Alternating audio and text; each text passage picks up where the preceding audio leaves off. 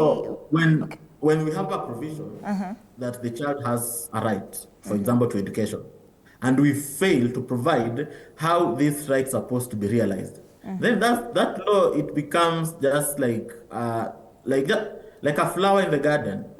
It is there just for purposes of beautifying the garden, but not really for purposes of enforcement. So we need like to come up with some mechanism to make sure that indeed, when we talk about the right to education, we have a way of enforcing the same. The government has tried to enforce the right to education, but as far as the child is concerned, it is not enough. So there's a gap that we need to address on that. All right. I see you muted me. But in some family setups, I hope you can hear me. I can hear you loud and clear. In some family setups, we see that fathers are deliberately left out of, birth certificate issues. And maybe some parents, some mothers, of course, say it's because of shame or matters of secrecy. So what is the legal implication of that particular omission when the father is left out of the birth certificate? And say the child wants to reverse it maybe in future. Is there room for that? Okay, thank you so much for that question. And I think this is like the main area of conversation, the right to identity. And once the child is born, the first identity to the child is that birth certificate. And that birth certificate, it's a primary document that will use to generate other documents in future for this child. So this child has a right to be identified. And when some mothers, the way you've rightly put it, they deliberately leave out the father and they decide the name and whatnot, that is wrong as far as our laws are concerned.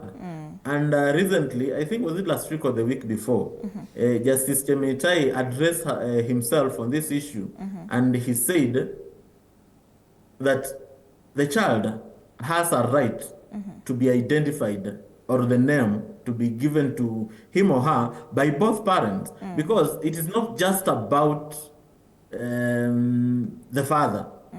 It's not just about the identity. It's about the child. When growing up, he or she needs to be identified by both parents. And yes, when you fail, or when the mother fails to include or to input the ideas of the father as far as the name is concerned, it will affect the identity of the child in future. And to answer your question about whether there is a room for changing the identity, yes, there is. You can change your identity via the provisions of the Registration of Documents Act. You do a deed poll. There's a whole legal provisions on that. So you can change your name. There are some documents that you need to file. You'll swear an affidavit, and you will have those documents registered. They have to be published in the Kenya Gazette in 60 days, I think, and thereafter you can change your name to whatever identity you want to be identified with.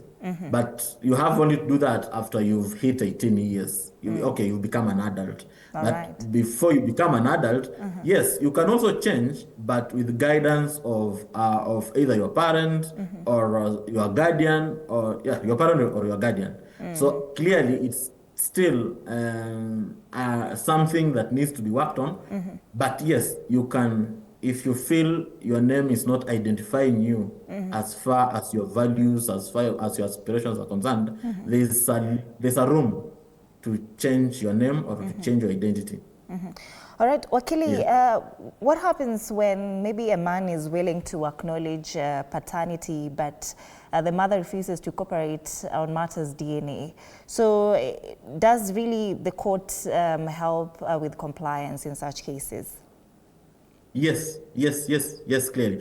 If the man is willing and able to step up, and the mother is kind of like not cooperating, the man can go to court, and he can get a court order to force the mother to comply. So yes, the mother can be forced to comply with the provisions. The court can issue an order with the conditions to be met, and that compliance can be enforced by court. So what happens Yes. to those fathers who, they don't want anything to do with the child, but of course we're talking about the child's right to know their father, but the father doesn't want anything to do with the child. Now, what happens legally in that, in that particular situation? The mother can, because this is about the child, the child has a right to know the father. Yes. And the father is not willing to be to be known. Yes. So that's also some sort of a gray area that we need really to address. Because sometimes this is not just about the law or about the legal provisions, also about the morality, about justice, basically. Because if I'm not willing to be known, there's really nothing that you can really do to force me to be known. So if it's all about provision, the court can force compliance. The first court can force me to comply to provide for the child, yes. But about just being known and I don't want to be known, that is, I kinda feel like that is more of a moral issue than a legal issue. So it just depends how I was brought up. So courts, Because really, can the court really force me to be known? Wakili, But the courts court don't can have really a say force me to on provide. deadbeats? Wakili? So courts don't have a Yes. say on deadbeat dads? Sorry? Deadbeat dads. That is the term nowadays. So what you're trying to say is, as long as somebody wants to be deadbeat, then court doesn't have a say or much, on that. No, that's not what I'm saying per se. What I'm saying is, if you are a deadbeat dad and you are known at the court, and the mother knows that you are the father, and indeed she can confirm, maybe through DNA and whatnot, the court can force you to provide.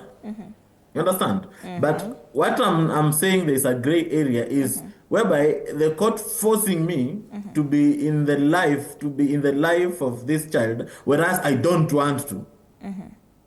Will the court come and forcefully take me to this child? No, but the court can force me to provide by using whatever means. For example, they can attach my salary if at all I'm employed somewhere. They can, for example, auction my properties for purposes of providing for this child. But really, the court it will be hard for the court now to issue an order that you must be in the life of this child. This child has to see you every day. You have to do this and this and this and that. I think that's a gray area, and really, when we say about deadbeat, in most cases, I tend to understand it's about a father who has refused to provide. And courts have pronounced themselves on that. It's not about just giving birth. It's not just about seed donation. Once you quote unquote donate that seed, you have to be responsible for that seed. You have to take care of that seed. It has to be, for crying out loud, you have created a human being. You have to be responsible for that human being.